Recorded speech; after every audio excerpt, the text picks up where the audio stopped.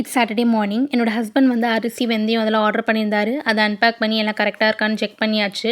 பிரேக்ஃபாஸ்ட்டுக்கு நான் வந்து பைனாப்பிளும், அப்புறம் ராகி சிமிலி உருண்டை செய்யலான்னு பிளான் பண்ணியிருந்தேன். என்னோட வீட்டில் இருக்கும்போது அடிக்கடி எங்கள் அம்மா செஞ்சு கொடுப்பாங்க. ரொம்ப டேஸ்டியாக இருக்கும், ரொம்ப ஹெல்த்தி கூட.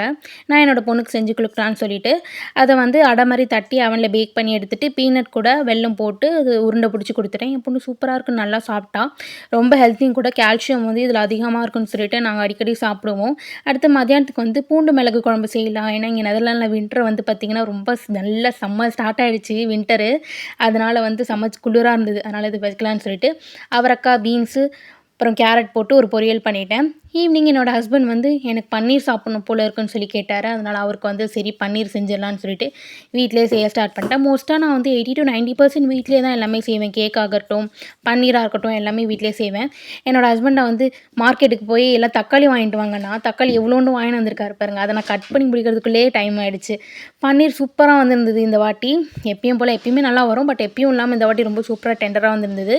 அதை ஜஸ்ட் அவனில் எல்லாமே வெஜிடபிள்ஸ் போட்டு பேக் பண்ணி எடுத்தாச்சு. அதை சப்பாத்தி கூட வச்சு சாப்பிட்டாச்சு. இதுதான் எங்களுக்கு டின்னர். உங்கள் வீட்டில் என்ன டின்னர்னு கமெண்ட் பண்ணுங்கள்.